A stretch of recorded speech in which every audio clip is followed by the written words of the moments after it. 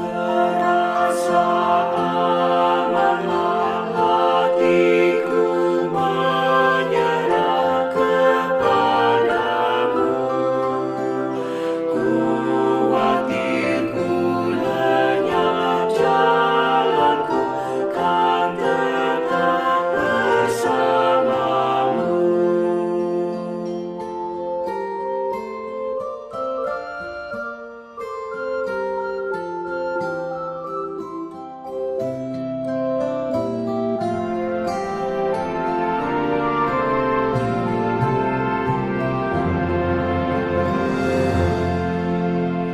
Kirimlah Roh Kudus memimpinku terus di jalanmu. Nanti di sorgamu puji kasih-Mu kekal kekal.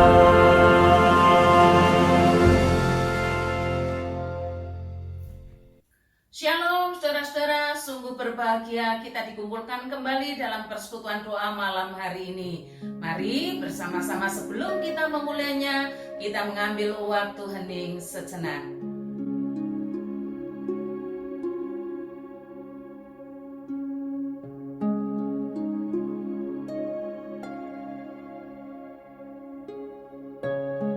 Persekutuan doa malam hari ini kita mulai di dalam nama Allah Bapa, Allah Putra, dan Allah Roh Kudus. Amin. Dengarkanlah panggilan Allah dari Mazmur nomor 105 ayat 1 sampai 4. Bersyukurlah kepada Tuhan, serukanlah namanya, perkenalkanlah perbuatannya di antara bangsa-bangsa. Bernyanyilah baginya, bermazmurlah baginya. Percakapkanlah segala perbuatannya yang ajaib. Bermegahlah di dalam namanya yang kudus. Biarlah bersuka hati orang-orang yang mencari Tuhan. Carilah Tuhan dan kekuatannya. Carilah wajahnya selalu.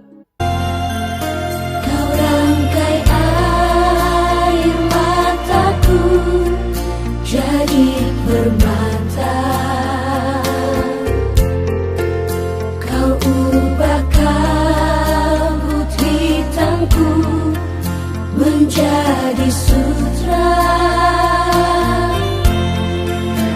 Kepahitan, kesukaran, kau ubah jadi bintang-bintang. Kau rangkai air mata jadi permata. Betapa beda jalanmu dari jalanku. Seperti langit dan bumi jaraknya.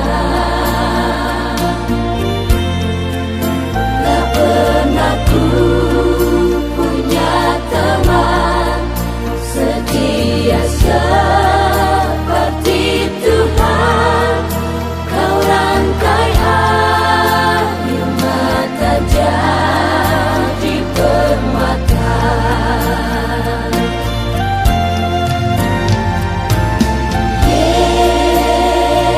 Yesus, oh Yesus,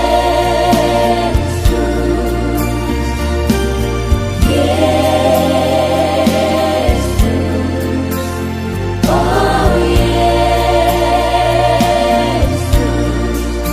Tak pernah ku punya teman setia seperti Tuhan. Kau rangkai air mata jadi permata. Mari bersama-sama kita masuk di dalam doa. Kita berdoa.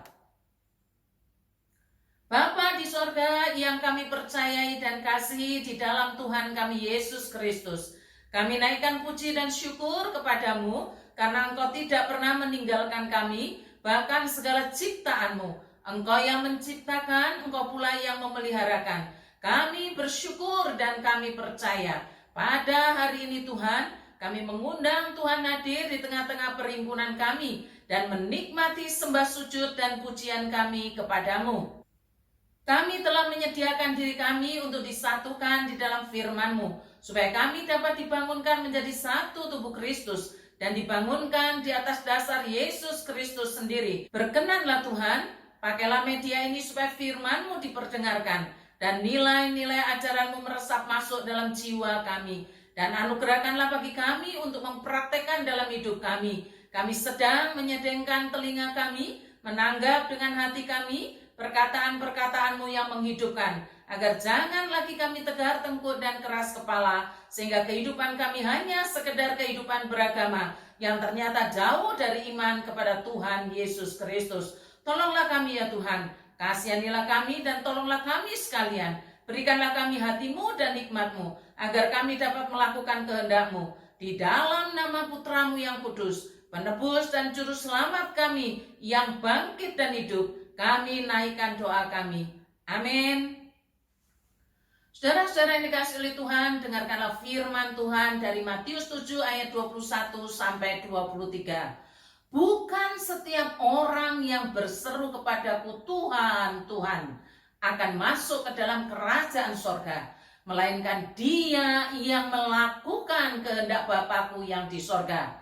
Pada hari terakhir banyak orang akan berseru kepadaku, Tuhan, Tuhan, bukankah kami bernubuat demi nama-Mu dan mengusir setan demi nama-Mu dan mengadakan banyak mujizat demi nama-Mu juga? Pada waktu itulah aku akan berterus terang kepada mereka dan berkata, aku tidak pernah mengenal kamu. Enyalah daripadaku, kamu sekalian pembuat kejahatan. Berbahagialah saudara-saudara yang dicelitkan oleh Roh Kudus, sehingga saudara diterangi oleh firman-Nya dan melakukan kehendak Allah setiap saat. Saudara-saudara, saya memberi tema perenungan kita hari ini itu beragama tapi tidak beriman. Beragama tapi tidak beriman. Aneh ya? Saudara, tema ini saya terjemahkan dari praktek firman Tuhan yang Tuhan katakan justru kepada orang-orang beragama yang waktu itu beragama, saudara, bukan tidak beragama. Tuhan katakan kepada orang-orang yang punya agama dan beragama. Tuhan katakan, aku tidak pernah mengenal kamu. Kalimat ini berasal dari Matius 7 ayat 22 sampai 23. Pada hari terakhir banyak orang akan berseru kepadaku, Tuhan, Tuhan, bukankah kami bernubuat demi nama-Mu, mengusir setan demi nama-Mu, dan mengadakan banyak mukjizat demi nama-Mu juga? Pada waktu itulah aku akan berterus terang kepada mereka dan berkata, aku tidak pernah mengenal kamu. Enyalah daripadaku, kamu sekalian pembuat kejahatan. Tuhan mengatakan, aku tidak pernah mengenal kamu. Itu Tuhan yang mengatakan. Dan kemudian menjadi perenungan saya, saudara. Ketika saya memberi waktu bagi diri saya sendiri untuk mengevaluasi keimanan saya. Keimanan saya di hadapan Tuhan. Memang sih secara latar belakang sabda Tuhan itu ditujukan kepada orang-orang Farisi, kepada ahli-ahli Taurat yang memang gigih menentang, gigih melawan Tuhan Yesus. Padahal kaum Farisi dan ahli-ahli Taurat ini bukan orang tidak beragama loh saudara. Bukan orang yang receh, bukan orang yang agamanya itu ala-ala, bukan.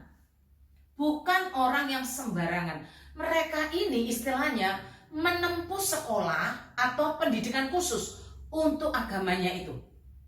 Coba saudara perhatikan ketika terjemahan bahasa Indonesia menyebutnya dengan ahli-ahli. Bukan cuma tahu saudara, tapi ahli-ahli. ahli.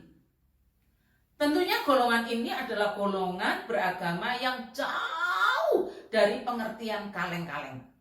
Bukan hanya ilmu agamanya yang tinggi, saudara, menurut ukuran zaman itu ya, tapi juga mereka ini menjalankan ritual agama itu dengan ketat dan tidak segan-segan menghukum atau mengucilkan mereka yang tidak menjalankan, istilahnya tidak melakukan syariat agama. Cara mereka mensweeping, nah ini zaman sekarang itu namanya mensweeping.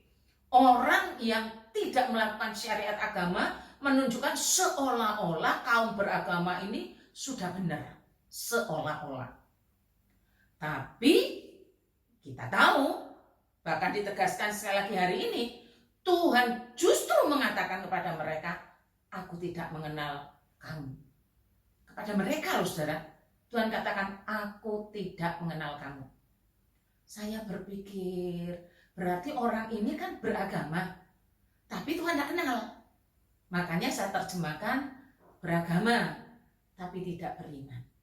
Kalau seperti itu saja, Tuhan bersabda, aku tidak mengenal kamu, kepada orang-orang yang ahli-ahli itu tadi. Lah kita ini gimana? Saya ini bagaimana? Jujur saja, saudara, kalau saya menilai diri saya sendiri, bagaimana menjalankan syariat agama saat ini dan dibandingkan dengan mereka yang di atas tadi, yaitu orang Farisi, ahli Taurat, jauh sekali, saudara, sangat jauh. Saya menilai diri saya seperti itu. Saya ambil contoh, ini soal berpuasa. Mereka, ahli Taurat, orang Farisi itu, saudara, berpuasa 2 kali seminggu. Saya enggak. Saya tidak menjalankan dengan ketat 2 kali seminggu berpuasa. Ini salah satu contoh menjalankan syariat agama. Saya berpuasanya dalam waktu-waktu tertentu seperti Prapaskah atau sedang dalam pergumulan-pergumulan khusus yang membuat saya memang harus berpuasa. Tapi tidak punya jadwal rutin seperti mereka harus 2 kali seminggu. Saya tidak seperti itu. Nah kalau puasa saja, kadangkala kita harus jujur, masih tarik ulur loh soal jamnya.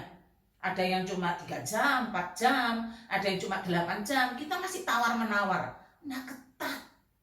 Lah mereka, orang Farisi, ahli Taurat, ketat. Sak jam-jamnya, hari-harinya ketat. Pertanyaannya, saudara, kalau begitu, kalau demikian, apakah saya setuju dengan perilaku beragama tapi tidak beriman? Enggak, saudara. Sama sekali saya tidak setuju. Apakah berarti saya membiarkan jemaat Tuhan dalam situasi beragama tapi tak beriman? Jawabannya tidak. Saya tidak membiarkan. Justru itulah pada hari ini saya mengajak kita sekalian untuk berani memeriksa keagamaan kita, memeriksa iman kita, dan menjadikan komunitas kita itu sebagai orang-orang yang hidup oleh iman kepada Tuhan Yesus. Tujuan saya di sini, komunitas yang sehat rohaninya, yaitu hidup oleh iman kepada Tuhan Yesus. Benar-benar hidup oleh iman, bukan kelihatannya saja beriman, bukan koyoke, tapi bablas angine, bukan. Atau ada orang yang maaf sekali. Ada orang yang mengatakan, yang penting kan saya sudah merasa selamat. Maka hal-hal seperti itu, kewajiban-kewajiban seperti itu nggak penting lagi. Nggak perlu, bahkan orang ini cenderung abai. Tidak mau mengikuti aturan-aturan yang Tuhan tetapkan. Nggak mau melatih bagaimana hidup oleh iman. Ada sebagian orang yang sangat abai dan tidak terlalu, itu nggak penting, begitu loh. Mereka berpikir seperti itu. Ada sesuatu yang sangat ketat, memelihara ritual itu, syariat itu. Ada yang penting selamat, tapi yang lainnya bablas. Saya paham benar, persoalan hidup kita selama di dunia ini tidak ada habis-habisnya. Selalu ada dan selalu ada. Bahkan orang yang kelihatan makmur pun pasti punya masalah.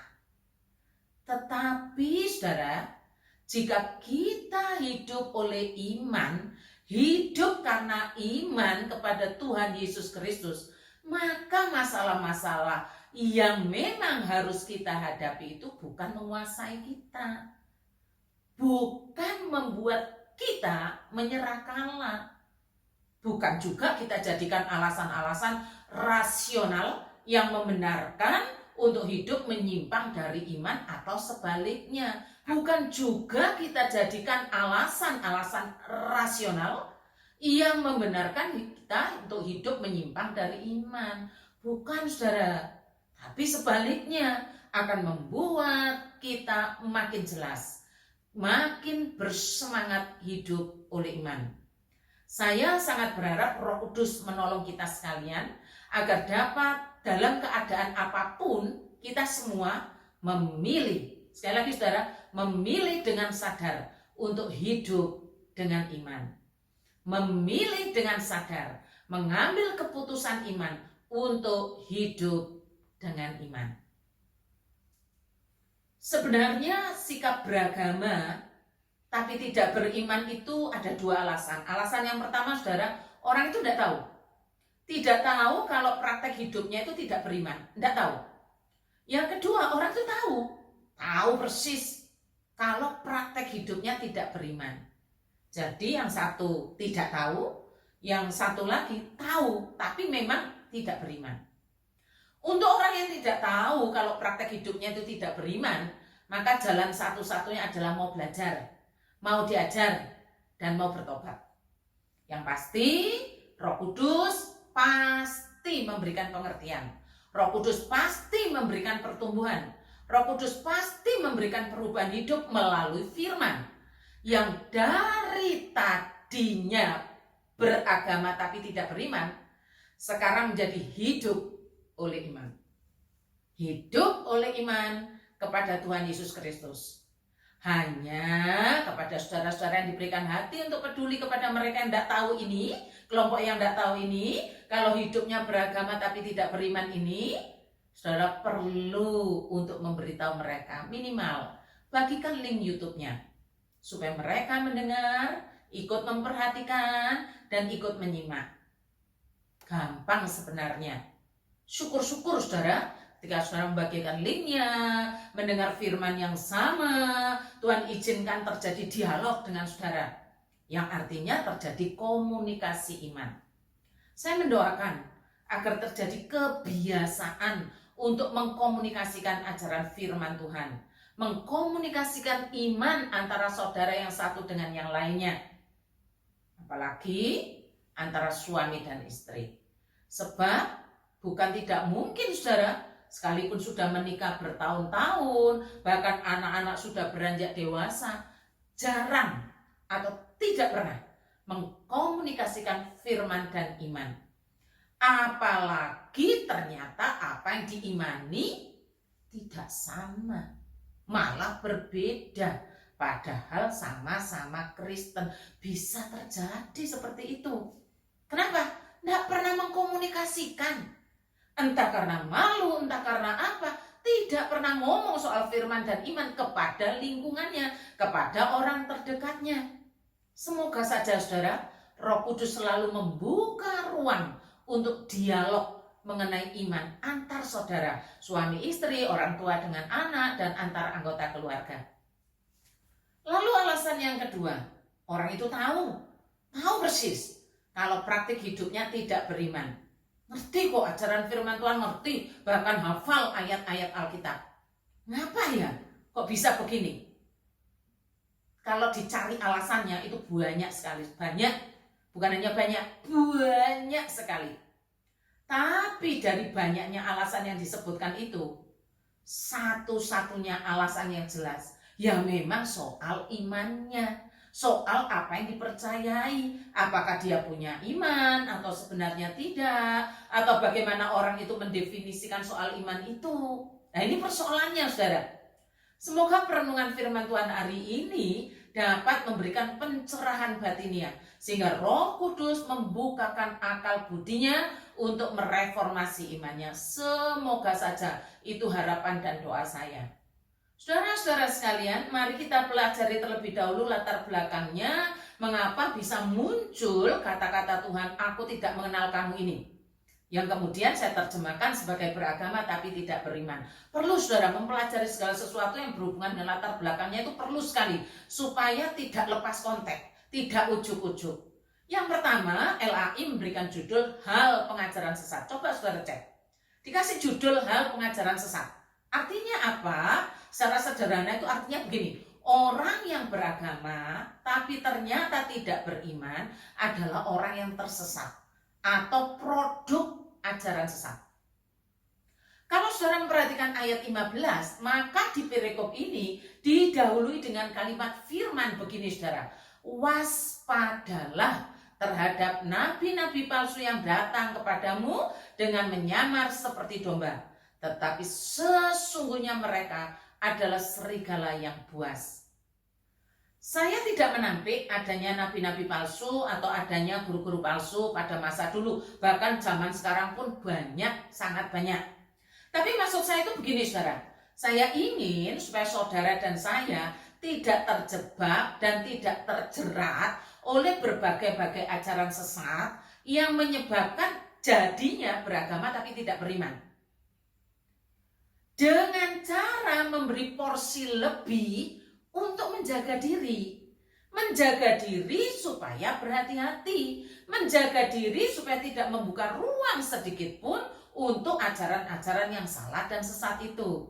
Jadi kalau diumpamakan begini saudara, seumpama ajaran sesat itu seperti angin ribut yang sangat besar sedang berhembus kencang di sekitar kita, maka saya mengajak saudara itu untuk berpikir, untuk mulai mengolah bagaimana angin yang kencang itu tidak membuat kita masuk angin, tidak membuat kita sakit.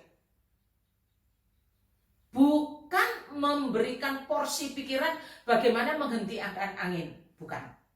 Karena sudah ada orang secara khusus yang memang ditempatkan untuk melakukan itu. Usaha-usaha untuk mencoba menghentikan angin akan sia-sia. Angin itu akan terus ada. Demikian juga ajaran sesat. Karena itu saya mengajak saudara untuk memberikan porsi bagaimana sekalipun ajaran sesat itu banyak, kita tidak ikut. Kita tidak terseret. Kita tidak masuk di sana. Tidak menjadi umpannya. Sehingga mari kita perhatikan apa yang Tuhan inginkan di dalam kehidupan beragama itu. Dari ayat 20 dikatakan begini. Jadi dari buahnya lah kamu akan mengenal mereka. Jadi dari buahnya lah kamu akan mengenal mereka. Ini kata Tuhan. Supaya apa? Supaya kita mulai. Saya ini sudah menghasilkan buah atau belum? Cara mengenal diri, apakah saya dan saudara itu tersesat?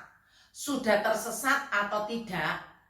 Dengan cara apakah sudah ada buah iman. Buah iman itu adalah sikap dan perbuatan kita kepada sesama, atau buah roh, yaitu pembaharuan watak karakter kita. Contohnya begini saudara, kita percaya bahwa Allah adalah hakim, betul ya? Kita percaya Allah adalah hakim, bukan siapa-siapa, Allah adalah hakim. Mazmur 75 ayat 8 mengatakan, tetapi Allah adalah hakim, direndahkannya lah yang satu dan ditinggikannya yang lain. Roh Kudus membawa firman itu masuk melalui akal budi kita.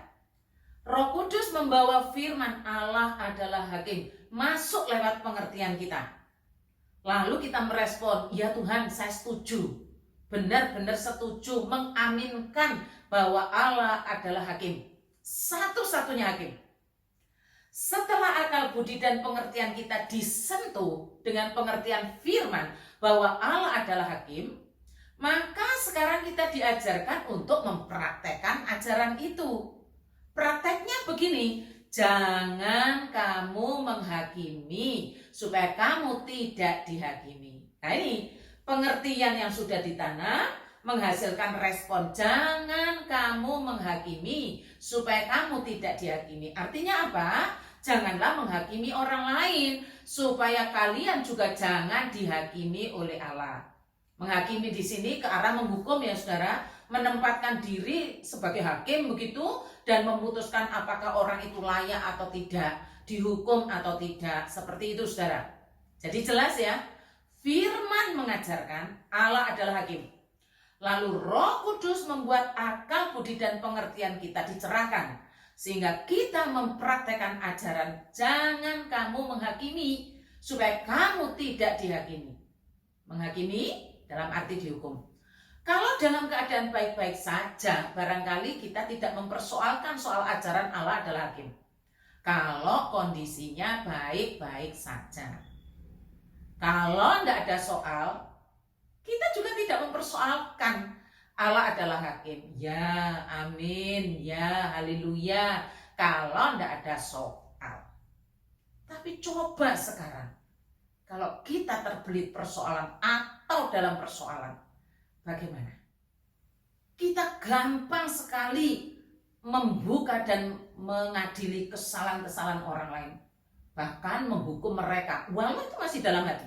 Seolah-olah kita ini sejajar dengan Tuhan dalam menetapkan hukum-hukumnya. Dan seolah-olah memaksa Tuhan harus setuju dengan keputusan kita mengenai seseorang atau sekelompok orang yang kita hakimi atau yang kita anggap salah. Bahkan jadi kita tidak bisa terima kalau Tuhan mengampuni orang yang kita anggap salah. Buah iman, buah yang baik itu akan tampak aslinya justru dalam situasi yang tidak baik. Apakah saya sudah berbuah atau berbuah yang tidak baik atau belum berbuah? Kelihatan sekali pada saat yang tidak baik, saat yang tidak menyenangkan, sangat kelihatan. Karena itu, mari kita cek diri kita masing-masing.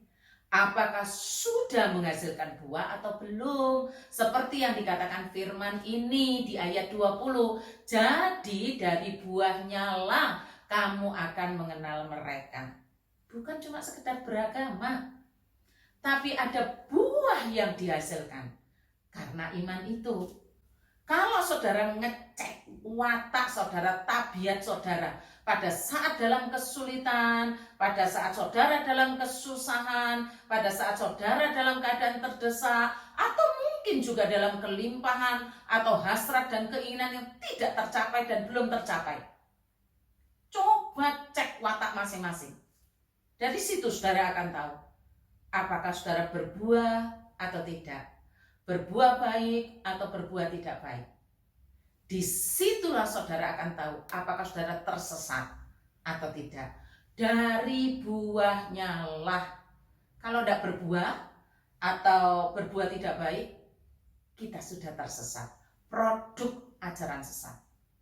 Orang yang secara ketat melakukan hukum-hukum agama, tetapi kepada orang yang miskin atau kepada keluarganya atau kepada orang-orang menjadi tanggung jawabnya seperti pekerjanya, karyawannya, tetapi ternyata tidak memperlakukan mereka sebagaimana seharusnya, tidak melakukan tanggung jawabnya, gampang sudah tersesat. Itu yang dinamakan beragama tapi tidak beriman. Sebaliknya saudara, ada orang yang sangat dermawan, tetapi pengabdian kepada Allahnya diabaikan, tidak dilakukan. Maka perbuatan baiknya itu bukan buah iman. Sebab yang dilakukan itu bukan karena percaya kepada Allah, saudara. Ini yang namanya dermawan, tapi bukan karena iman.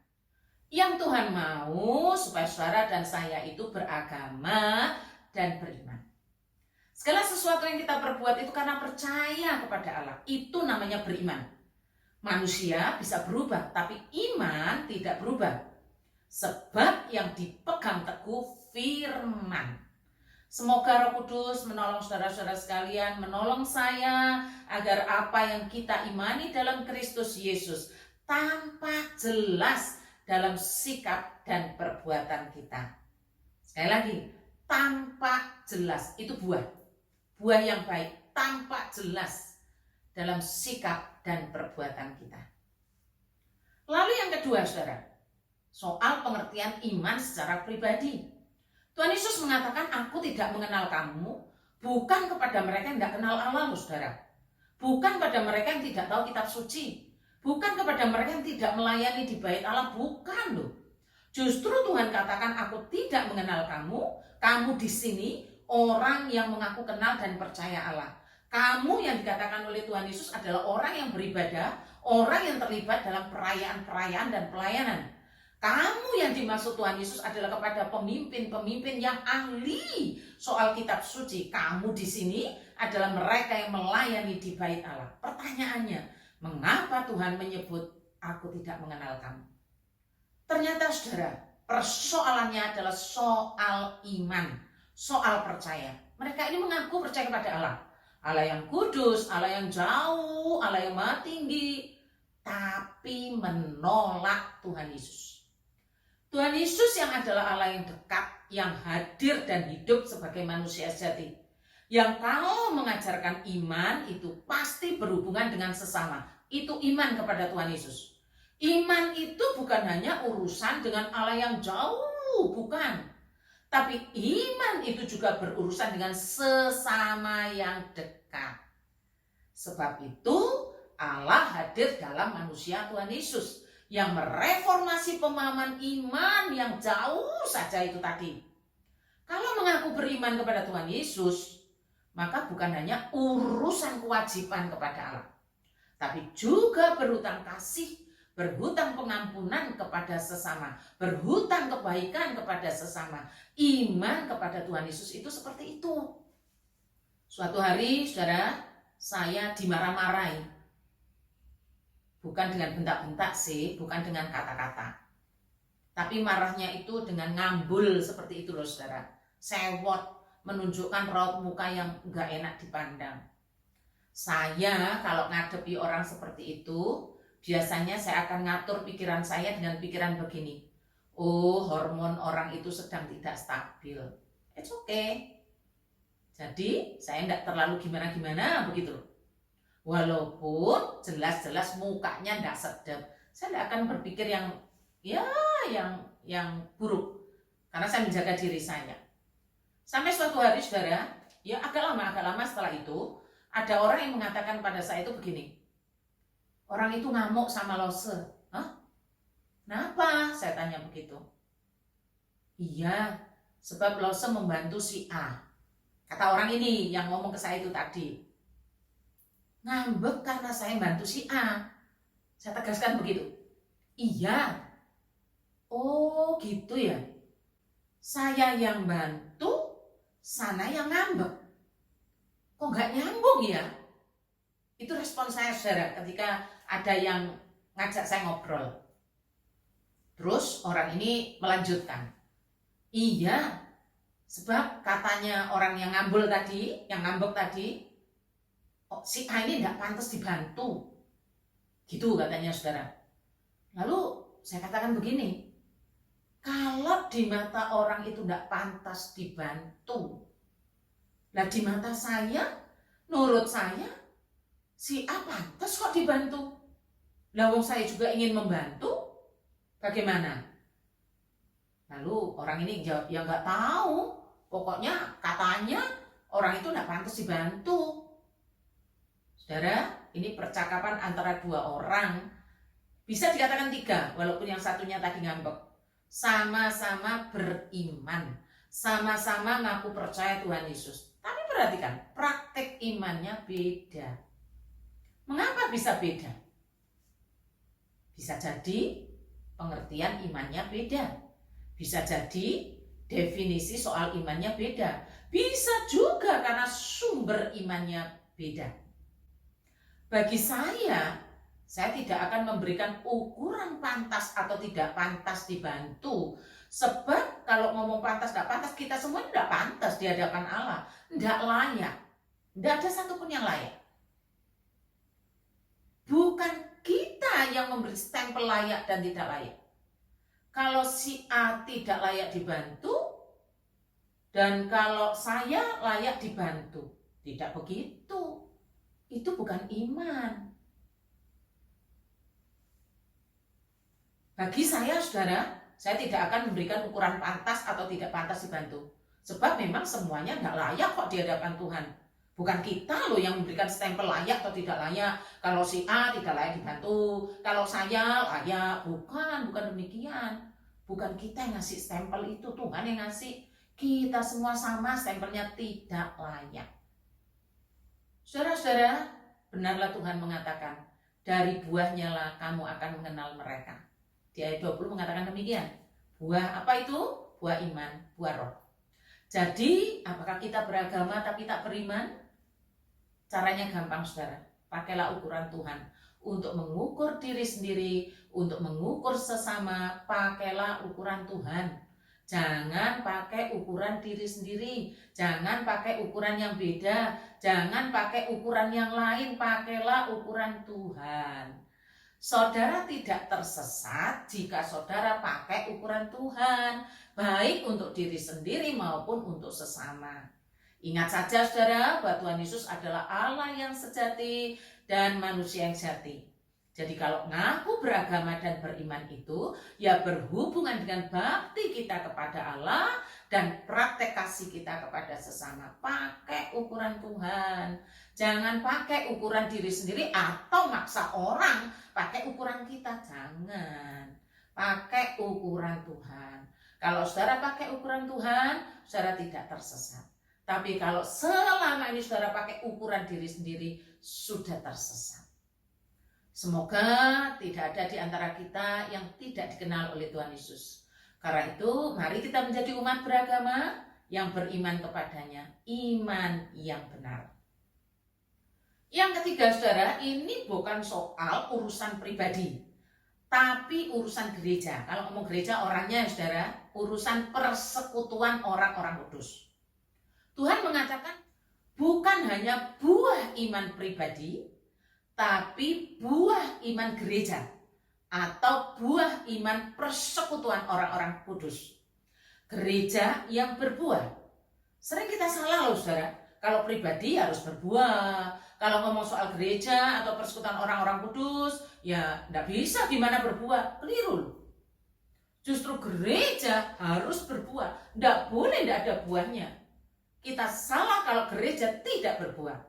Mari kita perhatikan dengan cermat gambaran yang Tuhan pakai, yaitu pohon. Demikianlah setiap pohon yang baik menghasilkan buah yang baik. Sedangkan pohon yang tidak baik menghasilkan buah yang tidak baik. Pohon itu kan gambarannya sebuah persekutuan. Bukan cuma satu ndil tunggal, bukan. Demikianlah setiap pohon yang baik akan menghasilkan buah yang baik. Sedang pohon yang tidak baik menghasilkan buah yang tidak baik. Terjemahan lainnya itu begini saudara. Kalian bisa mengenal nabi-nabi palsu dari ajaran dan perbuatan mereka. Sebagaimana buah anggur atau buah ara tidak dihasilkan dari tumbuhan liar yang berduri. Begitu juga orang jahat tidak bisa menghasilkan hal-hal yang baik. Memang butuh waktu ya saudara. Butuh waktu untuk pembuktian. Jadi ternyata Tuhan pakai gambaran pohon itu ada 3 macam. Persekutuan itu ada 3 macam yang digambarkan dengan pohon. Yang pertama pohon yang baik, pasti buahnya baik. 2, pohon tidak baik, buahnya juga tidak baik. Tapi ada yang ketiga, pohon yang tidak berbuah, walaupun kelihatannya baik, hati-hati, pasti ditebang. Pohon yang kelihatannya baik tapi tidak berbuah, berarti tidak melakukan kehendak Allah. Hati-hati. Ini tadi orang beragama tapi tidak beriman. Tidak melakukan kehendak Allah. Kita ini yang mana? Saudara dan saya ini persekutuannya bagaimana? Mari saudara, saya mencoba untuk memberikan contoh. Dari apa yang Tuhan katakan, demikianlah setiap pohon yang baik menghasilkan buah yang baik. Sedangkan pohon yang tidak baik menghasilkan buah yang tidak baik. Saya ambil contoh hamba Tuhan dulu lah saudara ya. Saya seorang pendeta, saya punya kebiasaan itu saudara, membangun kebiasaan kerja itu begini. Menyelesaikan atau mengerjakan tugas-tugas pelayanan apalagi online, rekaman lah, terus di posting di YouTube lah, itu selesai jauh hari sebelum hari H. Bisa sebulan atau 2 bulan sebelumnya saya Saudara, apakah saya berhasil? Kalau ukurannya hanya sebatas pekerjaan selesai saja, saya tidak berbuat baik. Bukan berarti kalau gitu tidak saya selesaikan, bukan begitu. Ya memang harus selesaikan. Tapi kalau ukurannya selesai, sudah beres, itu berhasil, saya tidak menghasilkan buah. Sebab semua orang bisa lakukan seperti itu. Orang yang tidak percaya pun bisa melakukan lebih baik, lebih teratur, lebih disiplin. Ukuran berhasil, ukuran berbuah itu, kalau saya mengerjakan dengan iman. Di dalam mengerjakan tugas pelayanan itu iman saya tambah, iman saya bertumbuh, kasih saya bertambah, kasih saya bertumbuh. Sebab bukan saya mengejar penghargaan manusia, tapi saya mengejar menjadi hamba yang baik di mata Tuhan. Karena itu tidak mengeluh, sekalipun perubahan demi perubahan terjadi, terus belajar. Nah kenapa? Iman bertumbuh, iman bertambah. Contoh yang kedua, majelis. Alkitab itu menyebut jabatan penilik jemaat itu menginginkan pekerjaan yang indah, pekerjaan yang berharga di mata Allah. Saudara-saudara majelis sudah membuat laporan tepat waktu sesuai dengan bagiannya masing-masing. Apakah berarti para majelis sudah berbuah? Kalau ukurannya cuma sebatas pekerjaannya selesai, laporannya selesai, tidak berbuah. Bahkan tidak berbuah baik. Selesai itu harus, karena itu umum. Mengerjakan tuntas sampai selesai itu harus. Kalau ukuran berbuah, berhasil, hanya karena mengerjakan selesai, itu belum. Ukuran berhasil itu apakah majelis ini mengerjakan dengan iman, karena percaya. Berhasil itu karena relasi dengan Tuhan. Makin dekat, makin baik, makin cinta Tuhan, makin setia, makin rela berkorban, makin menghargai sesamanya, termasuk para pekerja gereja, termasuk orang-orang yang membutuhkan bantuan, sama seperti ketika memperlakukan Tuhan sendiri. Pelayanan yang berhasil itu makin membuat iman kita bertumbuh. Bukan kapan selesai, kapan cepat selesai. Bukan. Saudara pelayanan, tapi saudara tidak berbuah. Bahaya loh saudara. Jadi dalam semua pelayanan apa saja, kalau hanya tugasnya selesai dikerjakan, bisa berjalan dengan lancar, belum berbuah. Masih belum menunjukkan buah yang baik. Bisa jadi tidak berbuah atau berbuah tidak baik. Sebab ukurannya jauh dari ukuran Tuhan.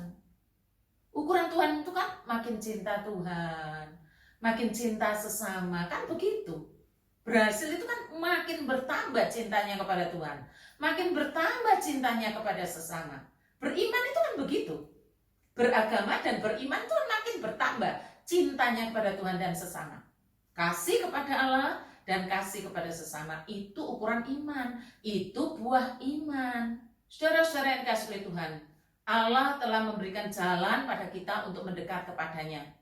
Mendekat karena percaya kepadanya, beriman kepadanya. Cara Tuhan mengatur kita untuk mendekat itu 3. Pertama, membaca dan merenungkan firman-Nya, mendengar baik-baik, menyimak baik-baik maksud Tuhan, lalu dengan sadar ditaruh di hatinya, dan lalu dilakukan jadi prinsip hidupnya. Itu orang yang dekat, karena dia berjalan dengan Tuhan dalam firman-Nya. Yang kedua, ketika berdoa. Doa 2 macam, pribadi dan bersama-sama. Seperti hari ini, doa bersama-sama. Kita tidak bisa memilih, aku pribadi saja, tidak bisa saudara. Karena Tuhan tetapkan kita ini gereja kok, persekutuan. Doa bersama-sama, itu dekat. Yang ketiga, dengan melayani. Ada orang suka sekali melayani, senang melayani, ikut melayani. Tapi untuk baca dan merenungkan firman Tuhan, apalagi memberi waktu untuk berdoa secara pribadi, memberi waktu berdoa bersama-sama, berat sekali rasanya, enggan sekali rasanya. Rasanya gimana gitu loh, seolah-olah kalau yang ini penting, ini tidak penting. Padahal Tuhan mengajarkan dekat itu ya 3 ini, membaca merenungkan firman Tuhan, berdoa, termasuk doa pribadi dan doa bersama-sama, dan yang ketiga melayani. Tidak pilih-pilih, tiga-tiganya ini. Saudara, ada orang yang melayani tanpa firman, tanpa doa. Orang yang melayani tanpa iman. Orang yang melayani tanpa firman, tanpa doa, maka dia melayani tanpa iman. Berarti melayani dirinya sendiri. Maka orang ini disebut beragama, tapi tidak beriman. Dan Tuhan mengatakan, aku tidak mengenal kamu. Jadi, mari kita beriman. Pastikan fondasi iman kita itu firman. Dan kedekatan kita itu melalui doa dan melayani Tuhan dalam wujud nyatanya. Kasih kepada Allah dan kasih kepada sesama. Tuhan Yesus memberkati kita sekalian.